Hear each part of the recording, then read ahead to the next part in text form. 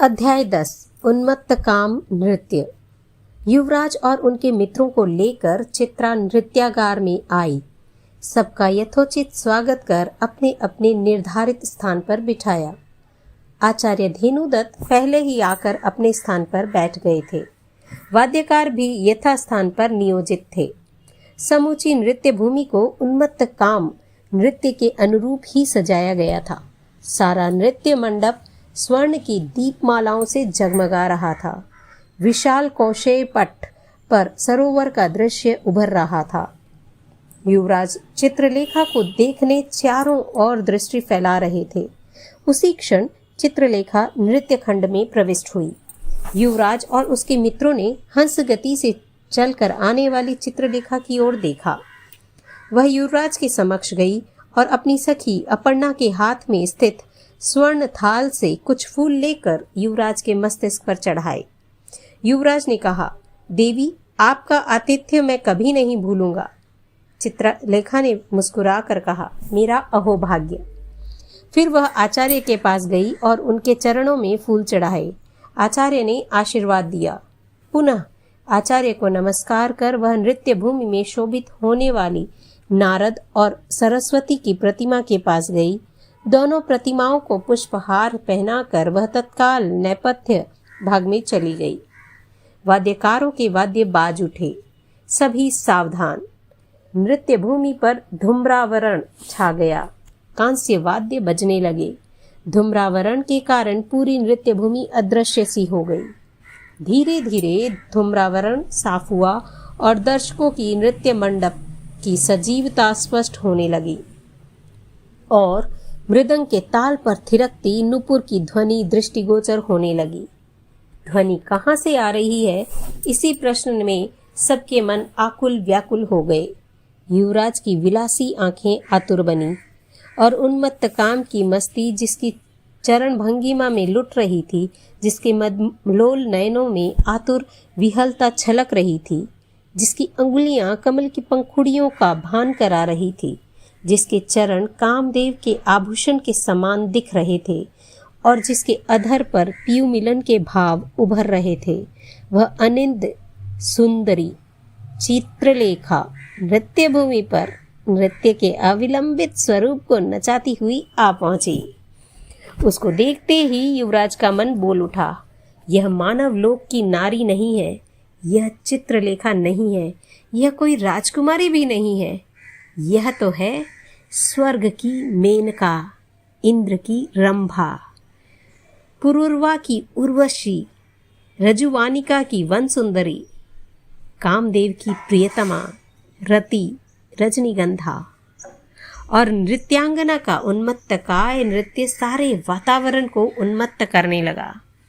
चित्रलेखा के सारे हाव भाव, इंगित और आकार, दृष्टि के विक्षेप, हाथों के हाव भाव, अंग मरोड़ आदि आदि काम के उत्प्रेरक थे। युवराज भान भूल रहा था। वह भूल गया कि वह मगध का भावी सम्राट है। वह उस नृत्यांगना चित्रलेखा में खो गया। उसने सोचा, विश्व में प्रिया और प्रियतम, प्रकृति और पुरुष, काम और रति के अतिरिक्त कुछ भी नहीं है। चारों ओर से धन्य धन्य की आवाज आने लगी। नृत्य द्रुत बना, रसकुंज कांपने लगा, जिसको देखकर इंद्र अपनी मर्यादा भूल गया था, जिसके वशवर्ती होकर भगवान शंकर के नयन पागल बने थे, जिस विजयिनी के चरणों में विश्वामित्र का 60,000 वर्ष का तप केवल रति के रज कण जैसा वामन हो गया था और जिसके एक ही नयन कटाक्ष से भस्मासुर के प्राण वियोजित हो गए थे। उस विश्वमोहक रति को चित्रलेखा ने अपने नृत्य में मूर्तिमान किया था और नृत्य अति द्रुत हुआ, यानी कि और तेज हुआ। नृत्य की गति बढ़ी और युवराज अपनी मान मर्यादा को विस्मृत कर नृत्य मंच पर दौड़ने के लिए आतुर हो उठा। उन्मत्त काम नृत्य का प्रभाव होने लगा। विलासियों के हृदय पामर बन गए और एक प्रहर तक चले इस नृत्य ने सभी के हृदयों पर विद्युत सा असर किया। नृत्य संपन्न हुआ। युवराज ने चित्रा से कहा, देवी से एकांत में मिलना है। चित्रा ने चित्रलेखा को बताया। एकांत? चित्रलेखा ने युवराज से कहा। क्या आज्ञा है महाराज? देवी। युवराज का कंठ रुद्ध हो गया। चित्रलेखा ने मुस्कुराते हुए युवराज की ओर देखा। देवी, मैं आपके चरण कमलों में प्रणय निवेदन करता हूँ। महाराज, मैं अपना अहोभाग्य मानती हूँ, पर लगता है आप दासी को अधिक महत्व दे रहे हैं। देवी, मैं सच कहता हूँ। महाराज, संसार में भिक्षा से धन मिलता है, राज्य मिलती है, संपत्ति मिलती है, परंतु चित्रलेखा बोलते बोलते रुकी। कहो देवी कहो, भिक्षा से प्रणय भी मिलता है। महाराज, भिक्षा से दो वस्तुएं नहीं मिलती, प्रीति और मोक्ष। चित्रलेखा ने दृढ़ता से कहा। मेरी याचना आपको प्रिय नहीं लगी? अगले वसंत में मुझे राज नर्तकी का पद दिया जाएगा। उसकी मर्यादा आपको और हम सबको निभानी है। यह कहकर नमस्कार कर चित्रलेखा चली गई। बेचारा युवराज। अध्याय 11। मगध की आशा। जिस रात्रि में शाम कापालिक के भयावने आश्रम में एक भयंकर योजना पर विचार किया जा चुका था, जिस रात्रि में रूपवती नृत्यांगना चित्रलेखा ने युवराज के प्रणय निवेदन को ठुकरा दिया था, उसी रात्रि में पाटलिपुत्र से बहुत दूर पार्वत्य प्रदेश के एक छोटे से गांव में सेनाजीत एक छोटे से मकान का दरवाजा खटखटा रहा था।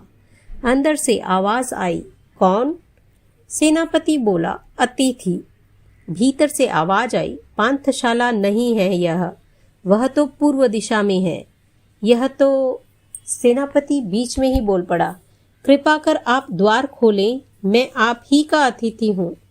द्वार खुला। एक अधेड़ वय का मनुष्य हाथ में नंगी तलवार लिए खड़ा था।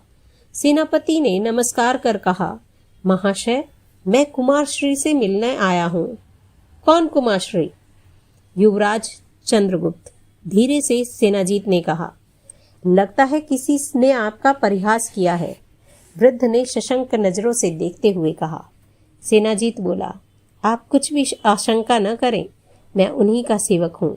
आचार्य विष्णुगुप्त ने एक महत्वपूर्ण कार्य के लिए मुझे यहाँ भेजा है। मेरा नाम है सेनाजीत। 2 क्षण आपको रुकना होगा, कहकर वृद्ध ने द्वार बंद कर दिया। सेनाजीत मन ही मन हंस पड़ा। कुछ ही समय पश्चात दरवाजा खुला। वृद्ध ने सेनाजीत से क्षमा याचना करते हुए कहा, मेरे व्यवहार को आप बुरा न माने, आपका धैर्य और साहस प्रशंसा का पात्र है। सेनाजीत बोला। दोनों भीतर गए। जाते जाते वृद्ध ने कहा, कुमार श्री अभी अभी विश्राम करने गए थे, मैंने उनको जागृत किया है, वे आप ही की प्रतीक्षा कर रहे हैं। सेनाजीत कुछ नहीं बोला। साधारण से उस मकान में कहीं प्रकाश नहीं था। सेनाजीत वृद्ध के पीछे पीछे चल रहा था। वे दोनों मकान के पिछले भाग में पहुंचे। वहां एक कमरे में मंद मंद प्रकाश दिखाई दिया। उस ओर जाकर वृद्ध ने सेनाजीत से कहा, आप अंदर जाएं। सेनाजीत उस कमरे में चला गया। सामने ही एक काष्ठ यानी काठ के आसन पर तेजस्वी युवक बैठा था। उसका ललाट विशाल और भव्य था। उसके नयन तेजस्वी और भुजाएं बलिष्ठ और आजानु लंबी थी। वक्षस्थल चौड़ा था। शरीर सशक्त और गौर वर्ण वाला था। चेहरे पर प्रतिभा नाच रही थी। सेनाजीत ने मस्तिष्क नमाकर अभिवादन करते हुए कहा, युवराज श्री की जय हो। चंद्रगुप्त खड़ा हो गया। उसने हंसते हंसते कहा, मित्र सेनाजीत, आओ, अभिवादन और जय की आवश्यकता नहीं है। सेनाजीत ने निर्दम्भ भाव से मस्तक झुकाकर चरण रज ली। चंद्रगुप्त ने उसे उठाते हुए कहा, मित्र, मैं स्वयं को युवराज के रूप में भूल गया हूँ, किंतु तुम क्यों नहीं भूले? प्रभा वास्तविकता को नहीं भुलाया जा सकता। चंद्रगुप्त ने सेनाजीत को एक आसन पर बिठाते हुए कहा, पाटलिपुत्र में सभी कुशल है। पाटलिपुत्र को छोड़े काफी समय हो गया है। तो फिर तुम कहाँ से आए हो? मैं देवपुर से आया हूँ। महात्मा चाणक्य ने मुझे बुलाया था, उनका संदेश लेकर आया हूँ। सेनाजीत ने कहा, आश्चर्य, आचार्य देव कुशल है ना? हाँ, कहकर एक पत्र उसने चंद्रगुप्त के हाथ में सौंप कर कहा, इसमें आचार्य देव का संदेश है। ताड़पत्र को हाथ में ले चंद्रगुप्त दीपक के पास गया और आतुर नयनों से सारा पत्र पढ़ लिया। फिर वह बोला, आचार्य देव की आज्ञा है कि सेनाजीत जैसा कहे वैसा करना। मित्र, तुम क्या चाहते हो? सेनाजीत आश्चर्य भरी दृष्टि से देखता हुआ बोला, इसके अतिरिक्त इस पत्र में और कुछ नहीं है? नहीं, तुम ही पढ़ लो, कहकर चंद्रगुप्त ने पत्र सेनाजीत को दे दिया। सेनाजीत ने पत्र को उलट फेर कर देख कर कहा, आचार्य देव आगामी पूर्णिमा की रात्रि में आपसे मिलना चाहते हैं। कहाँ? पाटलिपुत्र में। पाटलिपुत्र में? सेनाजीत, तुम तो जानते ही हो कि मेरे भाई मुझे जीवित देखना ही नहीं चाहते। सम्राट भी मुझे दासी पुत्र मानकर अपने कुल का कलंक समझते हैं। इस स्थिति में बीच में ही सेनाजीत ने कहा, सभी जोखिमों को बर्दाश्त करके भी आपको मेरे साथ प्रवास करना है। चंद्रगुप्त सोच में पड़ गया। सेनाजीत बोला, कुमार, मगध की जनता आज अकुलाहट महसूस कर रही है। वृद्धावस्था में सम्राट में लोभ का धन का लोभ जागृत हुआ है। महामंत्री शकडाल की करुण मृत्यु से मगध की राज्य व्यवस्था लड़खड़ा गई है। पाटलिपुत्र की जनता आमोद प्रिय हो गई है, मनोरंजन प्रिय हो गई है। जन्मभूमि के लिए रक्त बहाने वाले सुभट विलास प्रिय होकर वैश्याओं के चंगुल में फंस गए हैं। और आपके बंधुजन? बिना किसी हिचक के बताओ मित्र। मगध के विनाश की बातें मैं यहाँ बैठा सुन रहा हूँ, किंतु इस वेदना को सुनने के अतिरिक्त मैं कुछ भी करने में समर्थ नहीं हूँ। बहुत कुछ हो सकता है। आचार्य विष्णुगुप्त ने जब आप छोटे थे तभी से एक स्वप्न संजोया था। आप जब इनके पास तक्षशिला में रहे तब वह स्वप्न और दृढ़ हो गया और आज वे उस स्वप्न को साकार करना चाहते हैं। चंद्रगुप्त ने हंसते हंसते कहा, मगध का सर्वनाश और महात्मा का स्वप्न। सेनाजीत बोला, कुमार श्री, कल आपको यहाँ से प्रस्थान करना होगा, तभी हम पूर्णिमा को पाटलिपुत्र पहुंच सकेंगे। चंद्रगुप्त मौन रहा। सेनाजीत बोला, क्या आपको मृत्यु का भय लगता है? चंद्रगुप्त बोला, मृत्यु प्राय आशाओं के पुनरुज्जीवन का प्रयत्न क्यों? यह प्रश्न आचार्य से पूछें। पाटलिपुत्र में सुरक्षित पहुंचने की सारी व्यवस्था मैंने कर दी है, उसकी मुझे कोई चिंता नहीं है। तो फिर पाटलिपुत्र में हम रहेंगे कहाँ? देवी रूपकोशा के प्रसाद में। वह तो त्याग के मार्ग पर, जी हाँ, वह तो ज्ञात पुत्र के मार्ग पर चली गई है, परंतु उसकी छोटी बहन चित्रलेखा आपका सत्कार करेगी। सेनाजीत ने कहा, जैसी तुम्हारी इच्छा। चंद्रगुप्त यह कहकर विचारमग्न हो गया। सेनाजीत बोला, वेश परिवर्तन की व्यवस्था कुंडलग्राम में की है, आप निश्चिंत रहे।